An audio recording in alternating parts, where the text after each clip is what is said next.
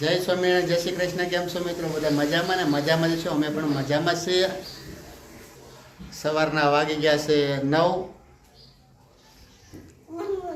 Good morning બેટા. Good morning. Good morning David. Good morning. છેલ્લો ભાઈ તો ન બોલે ને તો તને ગુડ મોર્નિંગ નથી આવડતું ને? આવડે છે તો બોલ લે બેટા ગુડ મોર્નિંગ કે. Good morning. હા આવડે છે હો. તો અત્યારમાં શ્રેયાંશભાઈ અમારે ચીક્કી લઈ લીધી છે અને દેઠભાઈ સવારમાં લેચન કરે છે અને અહીંયા રસોડામાં હા બાથરૂમમાં વાસી કામ ચાલુ છે. થઈ ગયું. Good morning. Good morning. થઈ ગયું બધું કામ? બસ તો કામ સેટ થઈ જ જાય વેલી ઉઠા. હા હવે કચરું કાઢવાનું છે. કચરું કાઢવાનું બાકી છે એવું છે. કપડાં સુકવવા હમ. અલ્પા મેડમ સવારના જો સંજવારી મળ્યા છે કાઢવા વાસી કામનું. એમાં મારો હાથ હું કામ પકડે? ફટાફટ કામ કરી અને આપણે બનાવવાના છે ચોખાના લોટના પાપડ. તો આપણે થોડીક રેસીપી બતાવી દેવી આપણે કેવી રીતે બનાવીએ. થોડીક બતાવવાની છે કે પૂરી બતાવવાની? એટલે પૂરી મીન્સ કે થોડીક એવી એટલે પૂરી જ ને એમ. તો કઈ રીતે બનાવવાની છો? પાછી પાપડ શેના બનાવવાની છો? ચોખાના લોટના બનાવવાના છે આપણે પાપડ. ચોખા અને સાબુદાણાના હમ. પાપડ બનાવવાના છે. અને એન્ડમાં વચ્ચે તો આપણે થોડીક મમરી પણ બનાવશું. લોટ વચ્ચે તો મમરી બનાવશું. આપણા વિડીયોમાં એન્ડ સુધી બન્યા રહેજો. લાઈક શેર સબસ્ક્રાઇબ કરજો. ફરી મળીએ આપણે પાપડના તૈયારીમાં. અલ્પા મેડમ બધું વાસી કામ કરી નાખે ને પછી આપણે શરૂઆત કરીએ પાપડ બનાવવાની.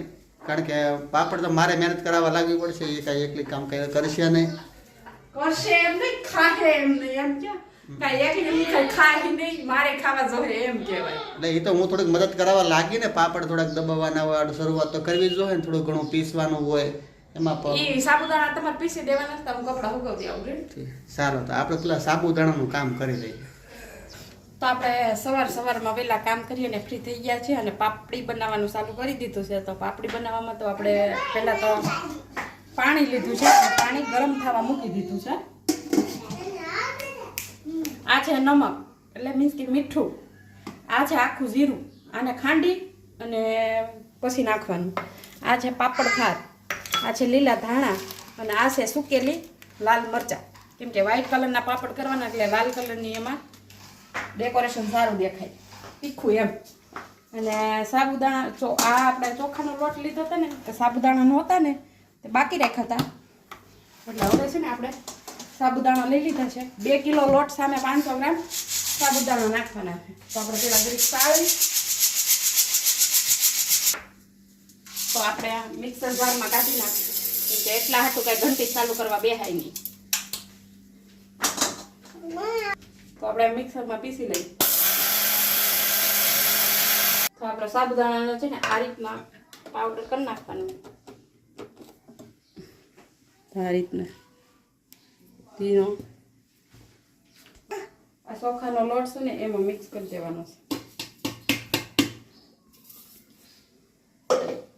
હાથથી મિક્સ કરી દેવાનું. તો આપણે સાબુદાણા મિક્સ કરી દીધા છે અને હવે ખીચીની પ્રોસેસ ચાલુ કરી દીધી છે. તો આ આખું જીરું લીધું ને એને થોડુંક અધકસરું ખાંડી નાખી.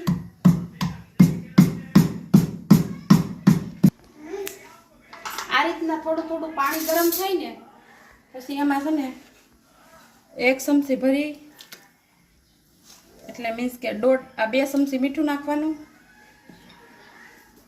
આ 2 ચમચી ખારો.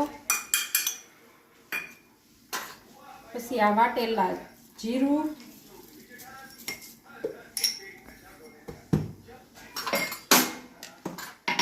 લીલા ધાણા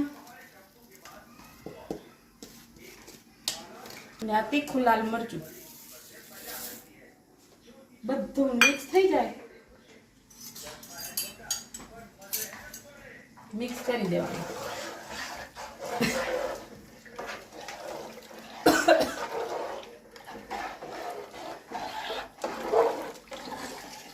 લીલા કલર થઈ જાય પાપડનો. પછી છે ને જરીક હાથમાં લઈ અને ચાખી લેવાનું. તો આપણે પાણી છે ને 15 મિનિટ કૂક થવા દીધું છે. હવે થઈ ગયું છે આપણું પાણી. આ રીતનું છે ને ઉકળેલું પાણી બહુ જોઈએ. ઉકળી જાય ને પછી આપણે આમાં લોટ નાખવાનું ચાલુ કરી દેવાનો. થોડો ગેસ ધીમો કરી દેવાનો અને હલાવતું જવાનું.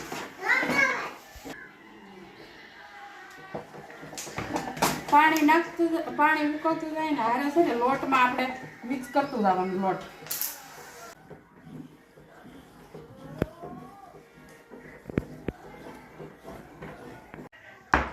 તો આપણે ખીસી છે આ રીતના છે ને મિક્સ કરી દેવાનું હલાવી.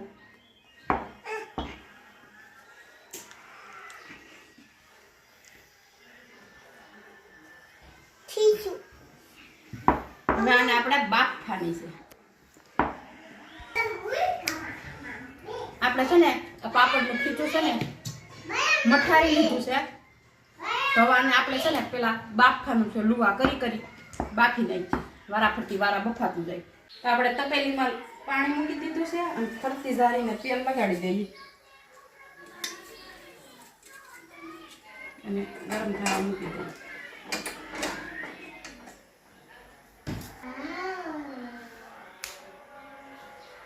ખીચી બાફવાનું કારણ એ છે કે આપણે કોઈ પણ સાબુદાણા કે લોટ કે કોઈ ગાંઠ રહી હોય કે કોઈ સોફ્ટ ન થયું હોય તો આપણે લુવા કરી અને બાફી નાખીએ ને તો આપણી ખીચી છે ને એકદમ બફાઈ જાય. મસ્તની આ રીતની બની જાય.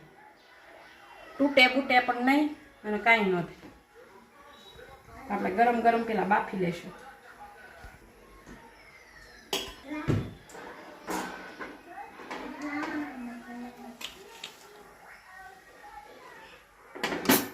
ખીચીનો એક કલર થઈ જાય બધે.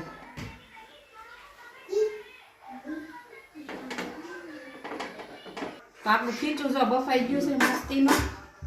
આવી કપડાની કોથળી હોય ને એ લઈ લેવાની અને એમાં ખીચું નાખી દેવાનું. તેલ લગાવી અને પછી આપણે બફાઈ જાય ને એટલે ગરમ ગરમ દે આ રીતના છે ને ખીચું થેલીમાં ભરી અને મગ નાખીને તો હમણાં હું બતાવું કે આ રીતના છે ને એકદમ ખીચું છે ને રાવું બની જાય. સારી આપણે લુવો વળવો હોય ને તો આમ ફટાફટ વળી જાય. જા આ રીતના બહોય નાખવાની ખીચી. તો આપણે પણ બેસી ગયા છીએ પાપડ બનાવવા ચોખાના. અને બીજું હું નાખ્યું હતું મને આમાં સાબુદાણાના પાપડ અને ચોખાના પાપડ. તો અલ્પા મેડમ અહીંયા લુવા બનાવે છે. પછી આગળ લુવા બની જાય એટલે પછી દબાવવા મળશે એ લુવા અને હું મળી પાપડ સૂકવવા.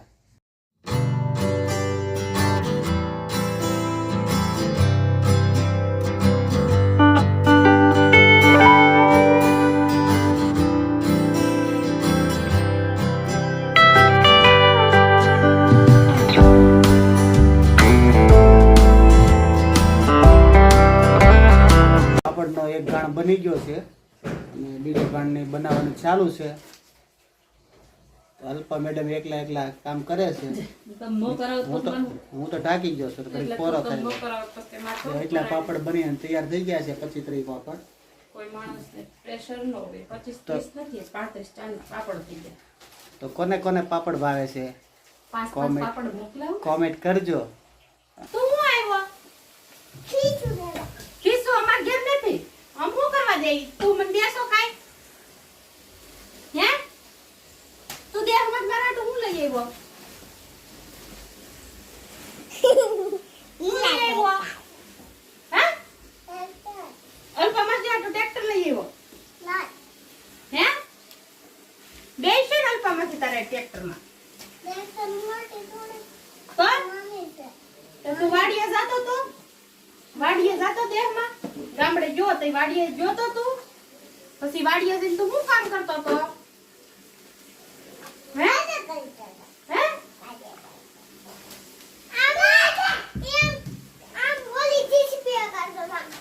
કોણ વિરાજ? તો અલ્પા મેડમ બોલે રૂમમાંથી આ રૂમમાં આવતા રહ્યા છે. તો પાપડ તો ઝાઝા થયા. મેં ધાર્યા નહોતા એટલા થઈ ગયા છે અને હજી તો 2 ગાણવા તો બાકી છે. જો રૂમ તો ભરાઈ ગઈ. રૂમ ભરાય, મને એવું લાગે રહોડું ભરાય. તને કેમ લાગે? નહીં, રૂમ હવે રહોડું નથી ભરવું. હવે આ રૂમ ભરીને હવે બહાર વઈશ. ખાટલો ભરવો. આમાં ખીસું છે કે પછી? એમાં એક એટલે હજી અહીંયા પીરું છે. ઓહો, આ તો મને એવું લાગે છે કે 12:30 થવા આવ્યા છે. 1-1.5 વાગી જાય. હજી કેટલા વાગી જાય? 1-1.5 પાકો વાગી જાય. 1-1.5 પાકો હજી વાગી જાય. તો હજી કઈ જમવાનું ઠેકાણું નથી. જમવામાં હા, આજે ઉપવાસ કરવાનો છે. નહીં, આજ રેડીમેડ લઈ લેવાનું છે. જો કાંઈક કામ હોય ને ઘરનું એટલે તરત રેડીમેડ લઈ લેવાનું તો છે. લેવું જ પડે ને. તમારે બહાર જવું છે. તો આ ખીસું ખાઈ લે તો નહીં હાલે? હું ખાઈ લે. તમારે થોડું હાલશે એટલે અને તમારે હું ખીસું ખાઈ લે. આ સુરતી લોકો ખાય ને ખીચું, એમ ખીચું ખાઈ લેવાનું તેલ નાખીને. હમણાં ખમણ ને સમોસા લઈ લેવું. હા, ચાલો મિત્રો, બપોરનું જમવાનું થઈ ગયું છે અને અહીંયા અલ્પા મેડમ છાશ બનાવે છે. જમવામાં શું છે આજે?